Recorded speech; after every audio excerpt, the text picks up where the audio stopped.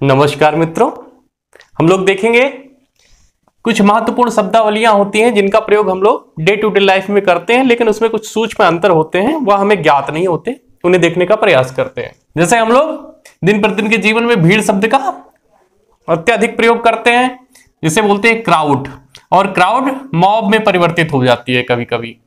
दूसरा है श्रोता समूह, जिसे हम लोग कहते हैं ऑडियंस, और तीसरा पब्लिक।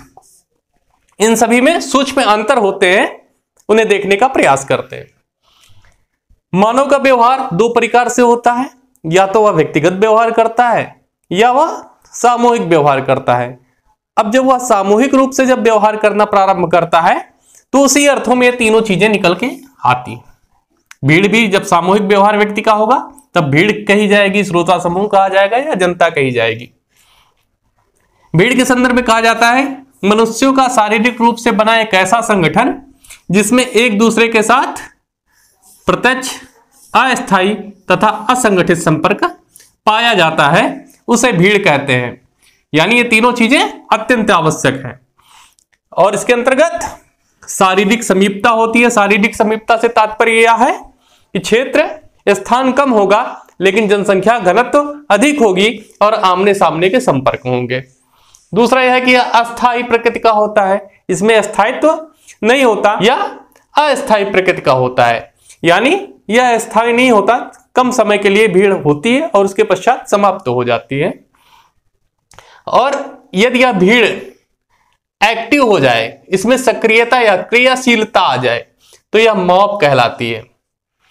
भीड़ असंगठित भी होती है, जैसा कि हम लोग जानते हैं भीड़ में कोई संगठनात्मक इकाइयां नहीं होती, इसलिए भीड़ असंगठित होती है और यह किसी के प्रति उत्तरदायी भी नहीं होता। भीड़ का ये सामान्य रूप से लोगों का समूह होता है तथा इसमें ध्यान का एक सामान्य केंद्र होता है, यानी किसी चीज को लेकर के ही लोग एक जगह इतनी मात्रा में इकट्ठे होते हैं।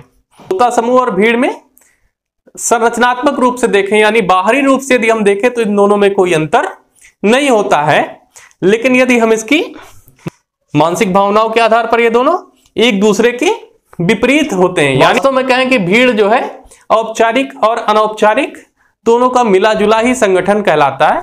यानी औपचारिक रूप से भी लोग इकट्ठे होते हैं, अनौपचारिक रूप से भी लोग इकट्ठे होते हैं, लेकिन श्रोता समूह मात्र औपचारिक,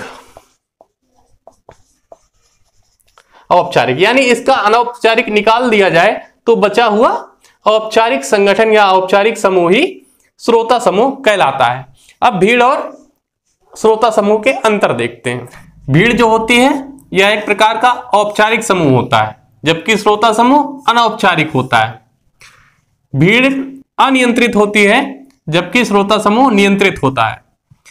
भीड़ में निश्चित समय एवं स्थान नहीं होता है, या किसी भी समय और किसी स्थान पर हो सकती है, जबकि श्रोता समूह में निश्चित समय एवं निश्चित स्थान निर्धारित किया जाता है कि वहीं पे व्यक्ति जाकर एकत्रित होते हैं तथा एक समय पर आते हैं। स्थान और समय दोनों इसमें होता है।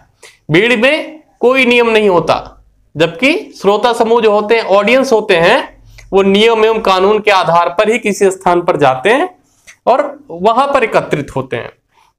भीड़ में नेतृत्व जो होता है अस्थिर होता है तथा परिवर्तनशील होता है, जबकि श्रोता समूह में जो नेतृत्व होता है, जो बुलाता है, व्यक्ति इकट्ठा करता है, वह स्थिर किस्म का होता है और सुपरिभाषित होता है कि यह इसका नेतृत्व करेगा। भीड़ एक अनउत्तरदायी समूह है।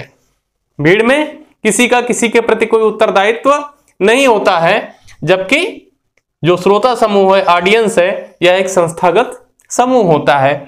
भीड़ में कोई आरंभ एवं अंत अनिश्चित होता है, जबकि श्रोता समूह, ऑडियंस में कब प्रारंभ होगा तथा कब उसका अंत होगा, उस प्रकार के समूह का यह निश्चित होता है।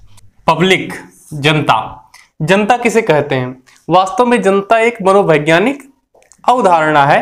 इसमें शारीरिक समीपता की आवश्यकता नहीं होती। व्यक्ति दूर रह करके भी किसी मत, किसी रुचि, किसी उद्देश्य के आधार पर संगठित होते हैं। कैसे?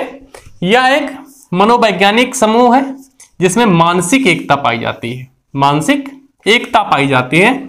इसके सदस्य दूर दूर बिखरे हुए होते हैं, एक ही विषय एवं समस्या पर समान विचार रखते हैं। यानी जनता यानी पब्लिक ओपिनियन तब बनता है जब एक ही विषय एवं समस्या पर एक जैसे विचार रखने वाला समूह, इसमें दूर रहते हुए समान निहित तथा समान चेतना से संबंधित होता है। यह आकार रहित समूह होता है, आकार रहित समूह होता है क्योंकि व्यक्ति दूर होते हैं अतः इसका कोई आकार नहीं होता, इसे ही हम लोग कहते हैं जनता। अब जनता किन आधारों पर निर्मित हो सकती है, जनता की विशेषताएं क्या हैं? जनता एक मनोवैज्ञानिक समूह है तथा इसमें जो औपचारिक संगठन होता है उसका अभाव पाया जाता है, औपचारिक संगठन का अभाव देखने को मिलता है तथा जो संबंध होते हैं वह अप्रत्यक्ष प्रकार के संबंध होते हैं क्योंकि शारीरिक समीपता इसमें नहीं होती। दूर रहते हुए व्यक्ति समान हितों के आधार पर और समान चेतना के आधार पर एक दूसरे से व्यक्ति संबंधित होते हैं। इसमें सदस्यों की संख्या बहुत अधिक हो सकती है क्योंकि किसी भी स्थान की आवश्यकता नहीं पड़ती, दूर रहते हुए व्यक्ति इसके भागीदार हो सकते हैं इस समूह के। निर्माण किसी उद्देश्य को लेकर होता है, जनता का निर्माण किसी उद्देश्य को लेकर के होता है, यह स्वतः विकास नहीं होता है इसमें, ये यानी एक चेतनात्मक प्रक्रिया है। सदस्यों में समान रुचि, मत एवं तथा इच्छा के आधार पर संगठन होता है। इस प्रकार के समूह को जनता कहते हैं। बहुत बहुत धन्यवाद।